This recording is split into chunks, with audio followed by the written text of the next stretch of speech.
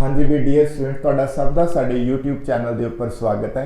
अज students आपां रिग्रैशन का एक बहुत ही इंपॉर्टेंट न्यूमेरिकल तुहाडे नाल डिस्कस करांगे और ये न्यूमेरिकल काफ़ी एग्जाम्स दे विच ठीक है, चाहे वो UGC नैट है चाहे तुहाडे ग्रैजुएशन पोस्ट ग्रैजुएशन के एग्जाम्स ने उन्होंने काफ़ी क्वेश्चन जिहड़ा हैगा ये आउंदा हैगा। तो इस स्टूडेंट्स तुहानूं रिग्रैशन इक्वेशनस गिवन ने, दो रिग्रैशन इक्वेशनस गिवन ने ठीक है, बट इन्हां दोनों रिग्रैशन इक्वेशनस विचों सानूं ये नहीं पता कि किहड़ी x ऑन y है ते किहड़ी y ऑन x। तो ये सानूं दो रिग्रैशन इक्वेशनस दे के सानूं उन्होंने मीन फाइंड आउट करने आख्या x बार y बार यानी कि mean of x mean of y and सब तो important coefficient of correlation find out करने लिए किया गया है। और वेरिएंस ऑफ x दे रखे 9 तो फिर अपन स्टैंडर्ड डेविएशन ऑफ y भी फाइंड आउट करने लिए किया गया है। तो स्टूडेंट्स ये जी सारी इनफॉर्मेशन आप फाइंड आउट करांगे तो उसके लिए सब तो पहला आप मीन फाइंड आउट करते हैं और वो स्टूडेंट्स एक मैं क्लैरीफाई करदा इस दे विच मेरा एक अलग तो भी लैक्चर जिहड़ा हैगा स्टूडेंट्स वो होएगा जिहदे विच मैं रिग्रैशन कोएफिशिएंट दी प्रॉपर्टीज बारे डिस्कशन करूंगा ते रिग्रैशन लाइन दी भी प्रॉपर्टीज बारे डिस्कस करूंगा। लेट्स सपोज स्टूडेंट्स तुहाडे कोले दो लाइंस ने, रिग्रैशन इक्वेशंस ने, ये दो सॉरी लाइंस ने ठीक है जी, x ऑन y ते y ऑन x। तो जिहड़ी स्टूडेंट्स x ऑन y ते y ऑन x रिग्रैशन लाइन है तो रिग्रैशन लाइन्स जिस पॉइंट ते इंटरसेक्ट कर दियां ने, हुण इस पॉइंट ते इंटरसेक्ट कर दियां ने तो जो तुसीं उहनूं x एक्सिस की तरफ देखोगे तो जिहड़ी आ वाली वैल्यू होएगी x दी वो x बार होएगी, आ वाली जिहड़ी y दी वैल्यू y बार होएगी। इन दिस वे यानी कि जिहड़ी x बार ते y बार दी वैल्यू कित्थे तुहानूं पता लगेगी जिथे दो रिग्रैशन लाइन्स आपस च कट कर दियां ने। तो हुण साडे कोले दोनों इक्वेशंस गिवन ने ना, तो तुसी क्या करना है जिहड़ा इंटरसेक्टिंग पॉइंट आ उन्होंने फाइंड आउट करना, इंटरसेक्टिंग पॉइंट ते तुसी x ते y the values find out करनियां ने। उहदे लई तुसी की करो दोनों इक्वेशंस नूं साइमल्टेनियसली सॉल्व करो ते x ते y दी वैल्यू जिहड़ी है वो फाइंड आउट करो। जिवें students 8x minus 10y is equal to minus 66, 40x minus 18y is equal to 214 ठीक है। हुण तुसी कोएफिशिएंट्स इक्वल करके x ते y दी जिहड़ी वैल्यू आ फाइंड आउट करनी है। तो आपां की करिए स्टूडेंट्स आ 40 है इत्थे 8 आ, उपरली इक्वेशन नूं आपां 5 नाल मल्टीप्लाई कर लैंदे आ। जो आपां 5 नाल मल्टीप्लाई कीता तो अपने कोले 40x आ गया minus 50y is equal to minus 330। तो इत्थे स्टूडेंट्स अपने कोले यही है 40x minus 18y is equal to 214। हुण आपां क्या करिए इन्हां नूं कैंसल करने लई इस नूं माइनस कर दें आपां, यानी कि हुण साइन चेंज हो जाएंगे। तो हुण स्टूडेंट्स तुसीं नोटिस करोगे ये 40x नाल कैंसल हो गया, जिहड़ी ये चीज़ अपने कोले 32y बन गई माइनस दी और इस साइड अपने को आ गया माइनस 544 ठीक है जी स्टूडेंट्स। तो हुण तुसीं minus 32y is equal to ठीक है 544 आ, माइनस ना माइनस कैंसल कर दो और जी थोड़ी y की वैल्यू है वो आ जाएगी 544 डिवाइडेड बाय 32 और इट कम्स 17। तो स्टूडेंट जो तुम कट करोगे 17 आएगा। हुण स्टूडेंट जी y की वैल्यू है यही थोड़े लिए y बार की वैल्यू है, so mean of y is equal to 17 ठीक है जी। तो हुण आपां की करना है x बार की वैल्यू निकालनी है। उहदे लई तुसीं क्या करो किसी भी इक्वेशन दे विच चाहे फर्स्ट चाहे सैकेंड y की वैल्यू पुट कर दो, थोड़े को x की वैल्यू आ जाएगी। लेट सपोज आ वाली हुण इक्वेशन है ठीक है, आपां इस च पुट कर दिंदे हैं 8x एज इट इज रह जाऊगा माइनस 10y, y की वैल्यू कितनी है 17 is equal to minus 66 8x तो ये स्टूडेंट्स हो गया ठीक है जी माइनस अपने को 170 माइनस 66। तो हुण ये चीज उधर की हो जाएगी प्लस हो जाएगी ठीक है जी। तो हुण अपने को बचेगा कितना 104। तो हुण x is equal to 104 divided by क्या स्टूडेंट्स 8। तो ये आ जाएगा अपने को 13, तो एक्स बार की वैल्यू जी है 13 आ गई, यानी कि x mean is equal to कितना आ गया 13। तो इन दिस वे स्टूडेंट तुसी ਜਿਹੜੀਆਂ रिग्रेशन इक्वेशंस गिवन होण ਉਹਨਾਂ ਦੋਨਾਂ ਨੂੰ ਸਾइमल्टेनियसली सॉल्व करो ਤੇ x ਦੀ वैल्यू x बार होएगी, y ਦੀ वैल्यू y बार होएगी। और ਜਿਹੜੀ प्रॉपर्टी अप्लाई ਹੁੰਦੀ ਹੈ ਉਹ ਇਹ ਅਪਲਾਈ ਹੋ ਰਹੀ ਹੁੰਦੀ ਹੈ ਕਿ ਜਿੱਥੇ ਦੋ ਰਿਗਰੈਸ਼ਨ ਲਾਈਨਸ ਕੱਟ ਕਰਦੀਆਂ ਨੇ ਉੱਥੇ ਉਹਨਾਂ ਦੇ ਕੋਰਸਪੋਂਡਿੰਗ ਮੀਨ ਵੈਲਿਊਜ਼ ਹੁੰਦੀਆਂ ਨੇ। ਠੀਕ ਹੈ ਜੀ। ਤਾਂ ਹੁਣ ਸਟੂਡੈਂਟਸ ਬਹੁਤ ਇੰਪੋਰਟੈਂਟ ਪਾਰਟ ਆਪਾਂ ਡਿਸਕਸ ਕਰਾਂਗੇ r ਦੀ ਵੈਲਿਊ ਨੂੰ ਫਾਈਂਡ ਆਊਟ ਕਰਨਾ। ਠੀਕ ਹੈ ਜੀ।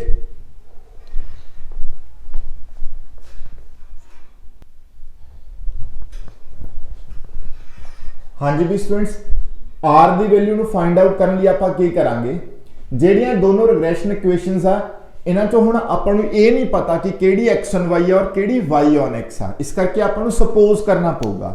ਠੀਕ ਹੈ ਜੀ। ਤਾਂ ਹੁਣ ਸਪੋਜ਼ ਸਟੂਡੈਂਟਸ, ਸਪੋਜ਼ ਜਿਹੜੀ ਰਿਗਰੈਸ਼ਨ ਇਕੁਏਸ਼ਨ 1 ਆ ਜਿਸ ਨੂੰ ਆਪਾਂ 1 ਮੰਨਿਆ ਹੋਇਆ ਹੈ, ਸਪੋਜ਼ ਕਰੋ ਉਹ y on x ਆ। ठीक है जी। सपोज रिग्रेशन इक्वेशन जेडी हैगी आ 1 ओ y on x आ। ठीक है जी। तो फिर नेचुरली अल्टीमेटली 2 की हो जाएगी। ठीक है, x on y। तो हुण 8x minus 10y is equal to minus 66। हुण जेडी regression equation y on x आ उन्होंने उहदी स्टैंडर्ड फॉर्म च लिख लो। ठीक है जी। तो किवें लिखा जाएगा स्टूडेंट, देखो minus 10y minus 66 minus 8x ते y as it is minus 66 over minus 10। तो आ हुण स्टूडेंट्स इत्थे प्लस हो जाएगा 8x ओवर 10 ते आ भी माइनस ना माइनस कट करके प्लस। तो हुण student ji y on x दी स्टैंडर्ड फॉर्म हुंदी है ना रिग्रेशन इक्वेशन दी, ओही वाली हुंदी है y is equal to a plus bx, आ वाली स्टैंडर्ड फॉर्म हुंदी है। तो हुण जेकर तुसीं नोटिस करो तो तुहाडे कोले 6.6 प्लस 0.8 x आ रिग्रेशन इक्वेशन बन चुकी है जी। ठीक है, y on x। तो हुण स्टूडेंट्स जिहड़ी रिग्रेशन इक्वेशन हुंदी है ना उस दे विच ए इंटरसेप्ट वैल्यू हुंदी है और दिस वन इज जिवें हुण ये regression equation y on x आ तो इस विच जिहड़ा 0.8 है ना जी, जिहड़ा x नाल लग्या होया है ये जिहड़ा 0.8 है हैगा by(x), यानी कि जिहड़ी आ वाली वैल्यू है ना, जिहड़ी आ वाली ये regression coefficient y on x the value है। ठीक है जी, आपां नोट डाउन कर ली 0.8। तो हुण स्टूडेंट्स नेक्स्ट आपां जिहड़ी इक्वेशन लेके चलिए सेकंड। ठीक है, तो आपां सपोज करिए कि वो जिहड़ी हैगी आ वो x on y आ। हुण 40x minus 18y is equal to 214 नूं आपां मन रहे हैं regression equation x on y। JD regression equation x on y है उसकी जेडी स्टैंडर्ड फॉर्म आ वो ए वाली हुंदी है स्टूडेंट्स। तो हुण तुसीं क्या करो 40x 214 प्लस 18y। ठीक है, x is equal to 214 over 40 plus 18 over 40y। ठीक है स्टूडेंट्स, हुण तुहाडे कोल जिहड़ी ये चीज़ आ गई। ठीक है जी, आ थोड़ी जी आ वाली वैल्यू ना 18/40 that is the value of b।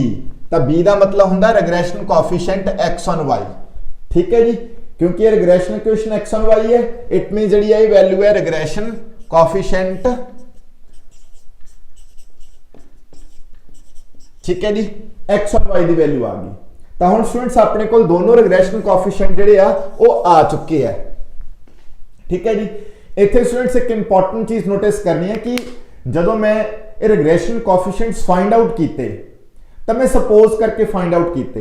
हुण जिहड़ी मेरी सपोजिशन वो गलत भी तो हो सकती सी, जरूरी तो नहीं कि मैं सही ही सपोज कीता होवे। हुण मैनूं कित्थों पता चलेगा कि मैं सही सपोज कीता है? तो उहदे लई स्टूडेंट्स एक टेस्ट हुंदा, अगर वो टेस्ट पास हो जाए दैन तो साडी सपोजिशन सही आ, अदरवाइज रॉन्ग आ। वो की हुंदा है जेडी थोड़े को by(x) ते bxy जेडे दोनों रिग्रेशन कोएफिशिएंट आ। ठीक है जी, तो असीं की करना है दोनों रिग्रेशन कोएफिशिएंट दी जेडी प्रोडक्ट आ वो 1 दे इक्वल होए या 1 तो लैस होए। अगर तो दोनों रिग्रेशन कोएफिशिएंट दी जेडी प्रोडक्ट आ वो 1 तो लैस आ या 1 दे इक्वल आ दैन थोड़ी सपोजिशन सही आ। अगर मान लो दोनों की जेडी प्रोडक्ट आ ठीक है, जिवें अपने को BYX 0.8 आ, BXY 0.45 आ, तो अल्टीमेटली दोनों की प्रोडक्ट 1 तो लैस आऊगी। पर जे ये प्रोडक्ट इन्हां दोनों की मल्टीप्लीकेशन 1 तो ग्रेटर आ जाती तो फिर असी की कहना सी कि असी जिहड़ी सपोजिशन की है ये रॉन्ग आ। रॉन्ग का मतलब कि सानू रिग्रेशन इक्वेशन 1 नू y ऑन x नहीं मनना चाहिए, x ऑन y मनना चाहिए। ठीक है जी, अगर प्रोडक्ट जिहड़ी आ सोडी 1 तो ग्रेटर आउंदी आ, तो जे ग्रेटर नहीं आई दैन सोडी सपोजिशन सही है, तो तुसी अपना अगे आंसर निकाल सकते हो आर का। तो हुण स्टूडेंट्स जिहड़ी आर की वैल्यू हुंदी है कोएफिशिएंट ऑफ कोरिलेशन, वो की हुंदी है दोनों रिग्रेशन कोएफिशिएंट्स दा ज्योमेट्रिक मीन। तुसी ज्योमेट्रिक मीन लेना है। ज्योमेट्रिक मीन का मतलब दोनों रिग्रेशन कोएफिशिएंट्स नू मल्टीप्लाई करके अंडर रूट ले लो, थोड़े कोले आंसर आ जाऊगा।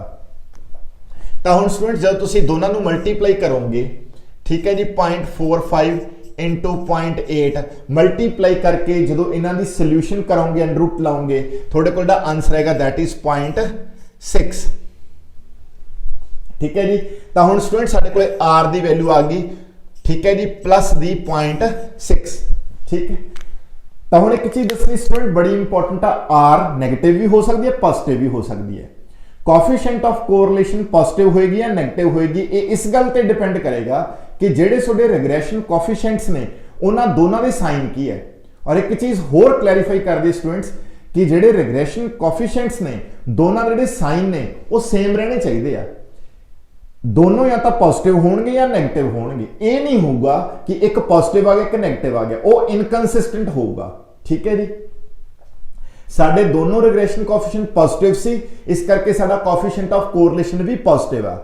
अगर साडे दोनों रिग्रेशन कोएफिशिएंट नेगेटिव हुंदे तो फिर साडा कोएफिशिएंट ऑफ कोरिलेशन भी नेगेटिव हुंदा। तो इन दिस वे तुसी स्टूडेंट जिहड़ी आर कढ सकदे हो। तो हुण स्टूडेंट तुसी ये भी नोटिस कीता कि अगर हुण जिवें अपना सारा काम समूथ होके अपनी आर की वैल्यू निकल आई, ठीक है जी, तो आपको ये भी पता लग गया कि दिस फर्स्ट इक्वेशन जिहड़ी हैगी है वो वाई ऑन एक्स आ, ते जिहड़ी सैकेंड इक्वेशन है वो एक्स ऑन वाई है, यानी कि आप इस्टैबलिश करता। ठीक है जी, तो बाकी तुहानूं ये भी दसता कि इन केस अगर भी ये अपनी जिहड़ी सपोजिशन है रॉन्ग भी हो सकती सी, उहदा आपां नूं कित्थों पता लगदा, दोनों रिग्रेशन कोएफिशिएंट दी प्रोडक्ट नाल मल्टीप्लाई करके जे मल्टीप्लीकेशन 1 तो ग्रेटर आ जांदी तो असीं मन लैंदे कि साडी जिहड़ी सपोजिशन है ये गलत आ, ते फिर असीं की करदे, साडे कोल दो ही ऑप्शन होणीआं जिन्नूं जिवें हुण इहनूं आपां वाई ऑन एक्स मन्निआ सी, जे ये साडी सपोजिशन रॉन्ग हो जांदी तो फिर असीं इहनूं की मान लैंदे एक्स ऑन वाई। ठीक है जी, तो ये है स्टूडेंट्स जिहड़ा मतलब अपना क्वेश्चन है। हुण साडे लई एक क्वेश्चन उन्होंने होर पुट अप कीता है कि स्टैंडर्ड डेविएशन ऑफ वाई की वैल्यू निकाल दो। ਇਹਦੇ ਲਈ स्टूडेंट्स ਆਪਾਂ ਕੀ ਕਰਾਂਗੇ, ਇੱਥੇ ਤੁਹਾਨੂੰ ਮੈਂ ਦੱਸਦਾ ਹਾਂ, ਇੱਥੇ ਤੁਹਾਨੂੰ ਇਹ ਕੁਐਸਚਨ ਜਿਹੜਾ ਹੈਗਾ ਆਪਾਂ ਸੋਲਵ ਕਰਕੇ ਦਿੰਨੇ ਆ।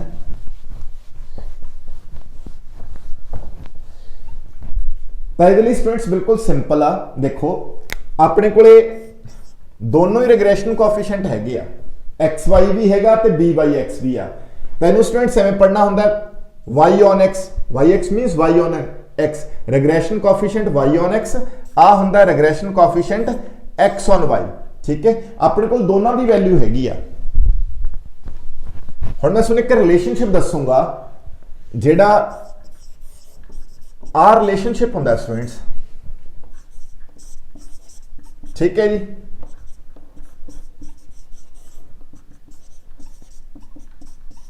आ स्टूडेंट्स रिलेशनशिप है, जेड़े मर्जी रिलेशनशिप नूं यूज करके तुसी जेड़ी स्टैंडर्ड डेविएशन y की वैल्यू निकाल लो।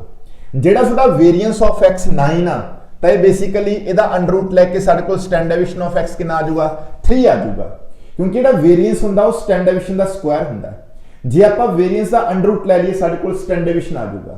तो x सीरीज दे वेरिएंस नूं असीं 3 नोट डाउन कर लिया। ठीक है जी, तो हुण स्टूडेंट्स की करना, जेड़े मर्जी रिलेशनशिप दे विच तुसीं वैल्यू पुट अप कर दो। हुण साडे कोल byx की वैल्यू कितनी है 0.8 आ, r की वैल्यू साडे कोल 0.6 आ। ठीक है जी, स्टैंडर्ड डेविएशन y सानू पता नहीं है, स्टैंडर्ड डेविएशन x साडे कोल कितना है जी 3 आ। तो स्टूडेंट तुसीं की करना, जस्ट इहनूं सॉल्व करना एंड तुहाडे कोल आंसर आ जाऊगा। ठीक है जी, यानी कि 0.8 into 3 divided by 0.6 standard deviation y, इहनूं सॉल्व कर लो, तुहाडे कोल स्टैंडर्ड डेविएशन y की वैल्यू आ जाएगी। ਤਾਂ ਇਨ ਦਿਸ ਵੇ ਸਟੂਡੈਂਟਸ ਇਹ ਕੁਐਸਚਨ ਬੜਾ ਹੀ ਆਸਾਨ ਹੈ, ਬਹੁਤ ਹੀ ਇੰਪੋਰਟੈਂਟ ਆ, ਤਾਂ ਤੁਸੀਂ ਇਹਨੂੰ ਫਾਈਂਡ ਆਊਟ ਕਰ ਲਿਆ। ਔਰ ਇੱਕ ਸਟੂਡੈਂਟਸ ਹੁਣ ਮੈਂ ਹੋਰ ਚੀਜ਼ ਦੱਸਾਂ, ਕਈ ਵਾਰ ਐਗਜ਼ਾਮ 'ਚ ਕੀ ਕਰਦੇ ਨੇ, ਉਹ ਤੁਹਾਨੂੰ ਕੁਐਸਚਨ ਦੇਣਗੇ ਇਸ ਤਰ੍ਹਾਂ ਦੀ ਰਿਗਰੈਸ਼ਨ ਇਕੁਏਸ਼ਨਸ ਦੇ ਦੇਣਗੇ ਔਰ ਤੁਹਾਡੇ ਲਈ ਵਰਡ ਯੂਜ਼ ਕਰਨਗੇ ਡੂ ਯੂ ਐਗਰੀ ਆਲਾ ਕੁਐਸਚਨ ਹੋਏਗਾ ਕਿ ਸਟੂਡੈਂਟ ਨੇ ਰਿਗਰੈਸ਼ਨ ਇਕੁਏਸ਼ਨਸ ਫਾਈਂਡ ਆਊਟ ਕੀਤੀਆਂ, ਕੀ ਤੁਸੀਂ ਉਸ ਨਾਲ ਐਗਰੀ ਕਰਦੇ ਹੋ? ਤਾਂ ਸਟੂਡੈਂਟਸ ਇਸ ਤਰ੍ਹਾਂ ਦੇ ਕੁਐਸਚਨ ਦਾ ਆਨਸਰ ਕਰਨ ਦੇ ਲਈ ਵੀ ਤੁਸੀਂ ਸੇਮ ਪ੍ਰੋਸੀਜਰ ਫੋਲੋ ਕਰਨਾ ਹੈ। ਤੁਸੀਂ ਕੀ ਕਰਨਾ ਹੈ, ਤੁਸੀਂ ਰਿਗਰੈਸ਼ਨ ਕੋਐਫੀਸ਼ੀਐਂਟਸ ਕੱਢਨੇ ਆ ਸਪੋਜ਼ ਕਰਕੇ। अगर ਤੁਹਾਡਾ ਸਭ ਦਾ ਕੁਝ ਸਪੋਜ਼ ਕਰਕੇ ਤੁਹਾਡੇ r ਦੀ ਵੈਲਿਊ ਬਿਲਕੁਲ ਸਹੀ ਨਿਕਲ ਆਉਂਦੀ ਹੈ, ਦੈਨ ਤੁਸੀਂ ਕਹੋਗੇ ਕਿ ਹਾਂਜੀ ਅਸੀਂ ਐਗਰੀ ਕਰਦੇ ਹਾਂ ਤੇ ਆ ਕੋਐਫੀਸ਼ੀਐਂਟ ਆਫ ਕੋਰਿਲੇਸ਼ਨ ਦੀ ਵੈਲਿਊ ਹੈ ਜੋ ਤੁਸੀਂ ਨਿਕਾਲੋਗੇ ਔਰ ਦੱਸ ਦੋਗੇ ਕਿ this is regression equation y on x ਔਰ ਇਹ ਵਾਲੀ x on y ਹੈ। ਕਈ ਵਾਰੀ ਇਹਨਾਂ ਕੁਐਸਚਨਸ ਵਿੱਚ ਕੀ ਹੁੰਦਾ ਹੈ ਕਿ ਤੁਹਾਡਾ ਇੱਕ ਰਿਗਰੈਸ਼ਨ ਕੋਐਫੀਸ਼ੀਐਂਟ ਪੋਜ਼ਿਟਿਵ ਆਏਗਾ, ਦੂਜਾ ਨੈਗੇਟਿਵ ਆਏਗਾ। ਦੋਨੋਂ ਪੋਸਿਬਿਲਿਟੀਜ਼ ਨਾਲ ਇਹ ਜਿਹੜੇ ਸਾਈਨ ਹੈ ਸੇਮ ਨਹੀਂ ਹੋਣਗੇ। ਉੱਥੇ ਤੁਸੀਂ ਕਹਿ ਦੋਗੇ ਕਿ ਅਸੀਂ ਸਟੂਡੈਂਟਸ ਨਾਲ ਐਗਰੀ ਨਹੀਂ ਕਰਦੇ, ਠੀਕ ਹੈ, ਕਿਉਂਕਿ ਰਿਗਰੈਸ਼ਨ ਇਕੁਏਸ਼ਨਸ ਨੂੰ ਜਦੋਂ ਆਪਾਂ ਦੇਖਦੇ ਹਾਂ ਤਾਂ ਦੋਨਾਂ ਦੇ ਰਿਗਰੈਸ਼ਨ ਕੋਐਫੀਸ਼ੀਐਂਟ ਦਾ ਜਿਹੜਾ ਸਾਈਨ ਹੋਊਗਾ ਜੀ ਉਹ ਸੇਮ ਹੋਊਗਾ, ਉਹ ਅਲੱਗ ਨਹੀਂ ਹੋ ਸਕਦਾ। ਇਹ ਪ੍ਰੋਪਰਟੀ ਹੈ ਰਿਗਰੈਸ਼ਨ ਕੋਐਫੀਸ਼ੀਐਂਟਸ ਦੀ। ਉਸ ਤੇ ਸਟੂਡੈਂਟਸ ਮੈਂ ਇੱਕ ਅਲੱਗ ਲੈਕਚਰ ਵੀ ਤੁਹਾਡੇ ਨਾਲ ਸ਼ੇਅਰ ਕਰੂੰਗਾ ਜਿਸ 'ਚ ਰਿਗਰੈਸ਼ਨ ਕੋਐਫੀਸ਼ੀਐਂਟ ਦੀਆਂ ਪ੍ਰੋਪਰਟੀਜ਼ ਤੇ ਰਿਗਰੈਸ਼ਨ ਲਾਈਨ ਦੀਆਂ ਪ੍ਰੋਪਰਟੀਜ਼ ਬਾਰੇ ਡਿਸਕਸ਼ਨ ਹੋਊਗੀ, ਜਿਹੜੀਆਂ ਕਿ ਬਿਲਕੁਲ ਸਟ੍ਰੇਟ ਫਾਰਵਰਡ ਤੁਹਾਡੇ ਨਾਲ ਡਿਸਕਸ਼ਨ ਕਰਾਂਗੇ ਤੇ ਤੁਹਾਨੂੰ ਹਰ ਤਰ੍ਹਾਂ ਦੇ ਐਗਜ਼ਾਮ 'ਚੋਂ ਹੈਲਪ ਕਰਨਗੀਆਂ ਜਿਸ ਤਰ੍ਹਾਂ ਦਾ ਮਰਜ਼ੀ ਹੋਵੇ, ਠੀਕ ਹੈ ਜੀ। ਤਾਂ ਅੱਜ ਦੇ ਲੈਕਚਰ ਲਈ ਸਟੂਡੈਂਟਸ ਇੰਨਾ ਹੀ ਸੀ। ਥੈਂਕ ਯੂ ਜੀ। ਨੈਕਸਟ ਲੈਕਚਰ ਲਈ ਆਪਾਂ ਫਿਰ ਮਿਲਾਂਗੇ ਜੀ।